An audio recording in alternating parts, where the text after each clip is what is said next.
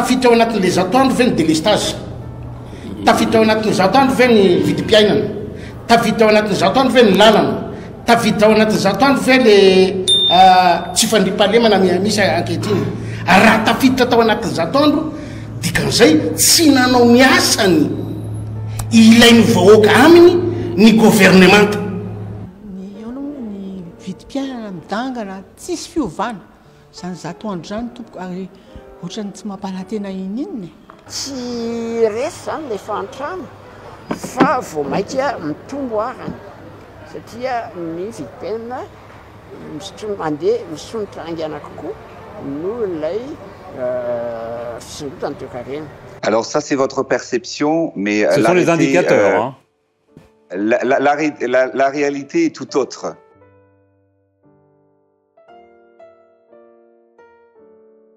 Dimy volana mahery kely izay no nitafatafa tao amin'ny haino aman-jery frantsay RFI sy France 24 ny filoham-pirenena Andry Rajoelina mahakasika ny fahantrana sy ny fiakaran'ny vidim-piainana eto Madagasikara raha tadiditsika.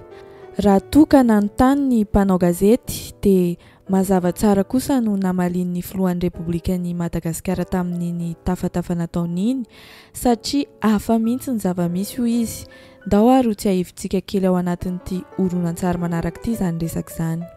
On voit que le taux de pauvreté a augmenté, 81% selon la Banque mondiale en 2022. Le niveau des inégalités a augmenté selon des classements. Le taux d'inflation au-delà de 10%, coupure d'eau, coupure de courant. C'est difficile de se dire que le bilan est positif, Ange Razoel, non?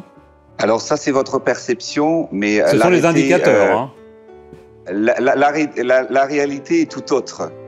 Amin'izao fepitona faharoa izao ary izay mbola entin'ny filoha Andry Rajoelina hatrany dia tsy mitsahatra ny mampiseho ny vahoaka malagasy ity fitondrana ankehitriny ity fa tena miasa andro aman'alina. Tao anatin'izany dia nanao ny fanamby ahavitana mitondra fandrosoana ho an'ny Madagasikara ao anatin'ny zato andro amahana ny olana misy amin'ny vahoaka malagasy indrindrandrindra fa amin'ny fahantrana lalina, ny fanamboarana an'ireo lalam-pirenena, ny fampihenana ny vidim-piainana sy ireo olana maro samihafa sedrantsika eto Madagasikara ny fitondram-panjakana malagasy. Ankehitriny dia efa feno izao ilay zato andro voalohany napetraka izy ireo ary efa manomboka mamoaka ny tatitra amin'ny zava-bitan'izy ireo avy ny ministera tsirairay amin'izao fotoana izao izay efa azontsika jerena ao amin'ny pejy ofisialy ny fitondrana ao amin'ny tambazotra tserasera Facebook tsikelikely zany tatitra izany. Hatreto aloha dia efa nisy ministera maromaro nanao an'izay tatitra izay ary ny ambiny dia mbola manaraka eo ihany. Anisan'izany efa nanao tatitra izany ny ministeran'ny fampianarana teknika sy ny fiofanana arak'asa, ministeran'ny fiarovam-pirenena, ny ministeran'ny raharaha-mbahiny, ny ministeran'ny fitsinjaram-pahefana sy ny fanajariana ny tany, ny ministeran'ny toe-karena sy ny fitantanam-bola, ny ministeran'ny filaminam-bahoaka, ny ministeran'ny fampiroboroboana ny indostria sy ny varotra ary ny fandifana, ary ny farany dia ny ministeran'ny fampianarana ambony sy fikarohana ara-tsiansa. Raha araka ny tatitra navoakan'ireo ministera tsirairay ireo dia efa misy vokatra be ary naomby ny tetikasa nataon'izy ireo nandritran'izay zato andro izay. Raha raisintsika ohatra fotsiny izao ny ministeran'ny raharaha-mbahiny dia araka ny voalaza tao anatin'ny tatitra dia saika voakasika avokoa ny andro telo iankinan'ny politika eto Madagasikara dia ny fitondrana tsara tantana sy ny ady amin'ny kolikoly, ny fampiroboroboana ny indostria sy ny fanodinana ara-toe-karena ary ny loharano-karena amin'ny fototra amin'ny maha-olona. Maro ny fiaraha-miasa azon'i Madagasikara amin'ireo firenena hafa toy ny Chine, Turquie, Émirats Arabes, Italia sy ny sisa araka ny tatitra hatrany. Toy izay ihany koa ny eo anivon'ny ministeran'ny fampianarana ambony sy ny fikarohana ara-tsiansa.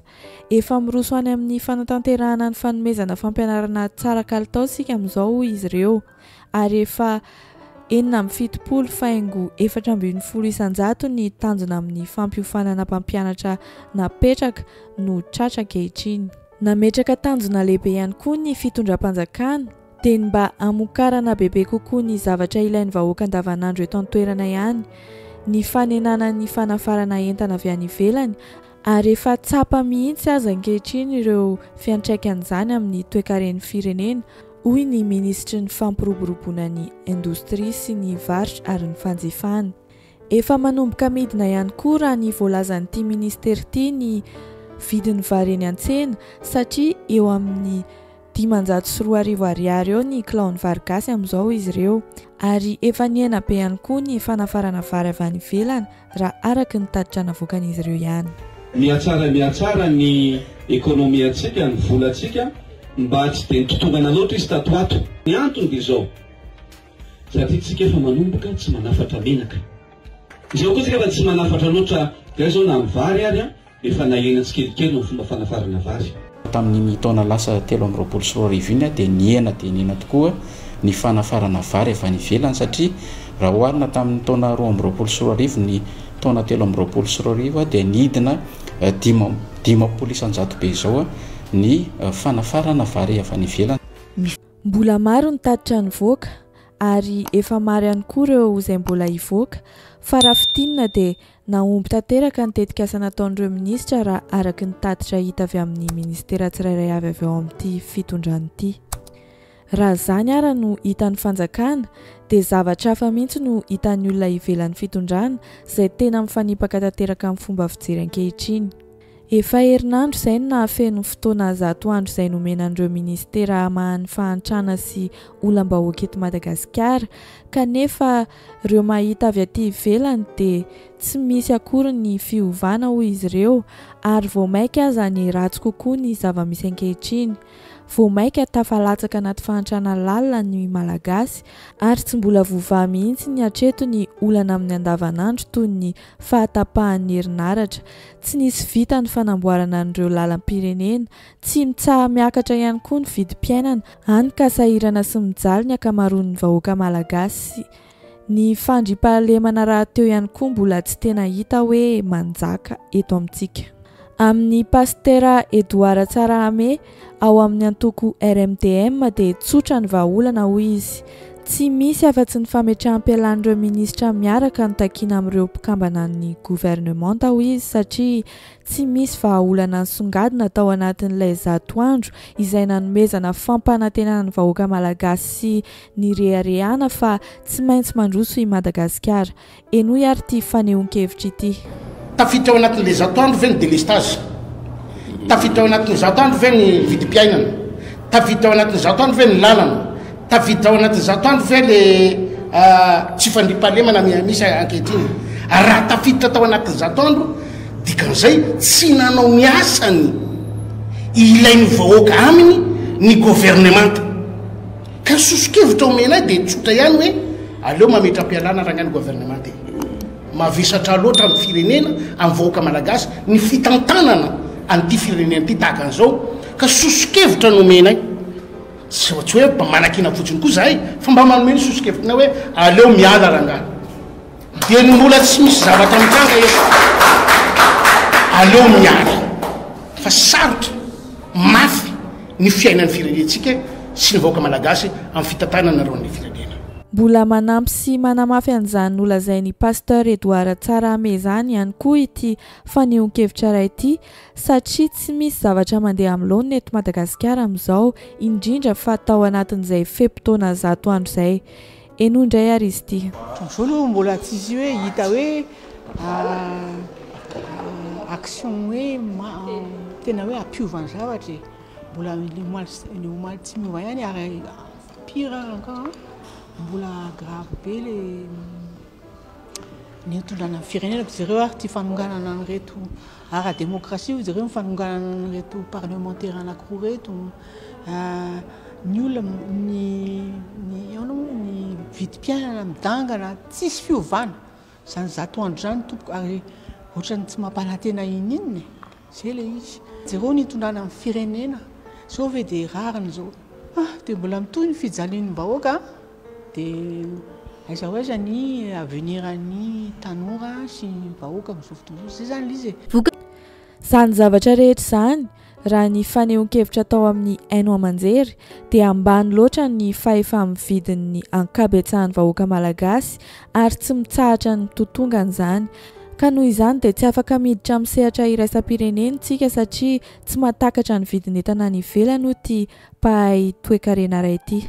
Isika mpamokatra akora fototra taloha dia nanondrana akora fototra sotrika lasa manafatra an'ireny ho ampiasain'ny orinasa eto.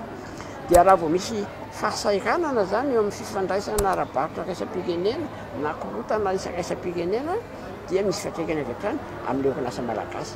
Izay mahatonga an'ilay hoe marefo kely mihitsy ny orinasa tsika amin'izay lafin'izay satria tena miankina be dia be amin'ny zavatra misy avy any ivelany raisam-pirenena. Ny eto an-toerana nefa ambany dia ambany keo ny ino izy teo ambany dia ambany ny fahefa-mividin'ny mponina. Ilay fahefa-mividy ambany indray dia mahatonga ny fanjifana eto an-toerana ambany dia ambany ihany koa. Izany hoe ny orinasa madinika malagasy zany rehefa mamokatra dia raha tsy afaka manakatra ny tsena raisam-pirenena satria mbola tsy maharaka ny fenitra na fepetra takin'ny tsena raisam-pirenena ny vokatra fikakana. Dia nefa ihany koa ny mpanjifa eto an-toerana tsy afaka mividy raha vao atao lafo le izy. Izay mahatonga ny hoe mpamokatra vokatra tsy zarizary angamba ny ankamaroany orinasa rehetra matetika dia itsinjovana ireo mpanjifa izay ambany ny fahefa-mividiny.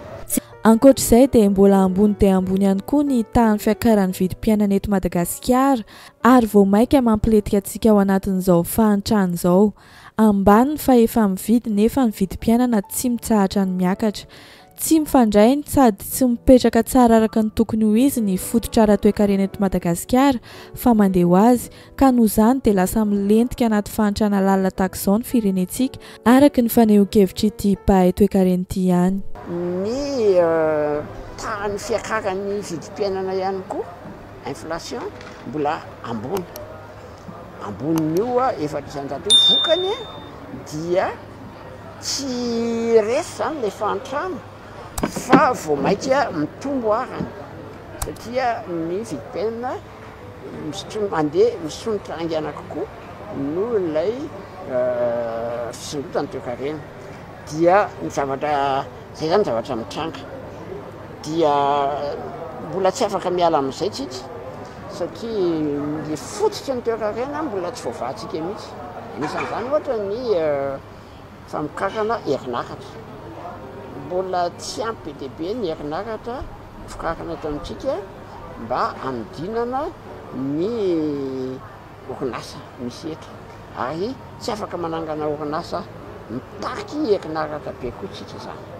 Dia nefa raha vao famokakana tsy mampiasa herinaratra dia somary ambanimbany ny vokatra azo avy eo zany ny ankapobeny.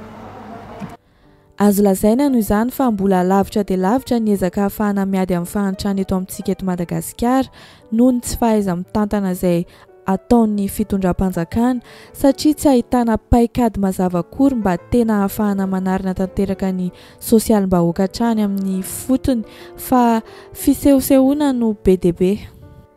Dia izay indray ny videontsika androany. Mankasitraka ny hainao hatramin'ny farany. Aza tiany ny manisy j'aime sy misabone amin'ny manaraka indray.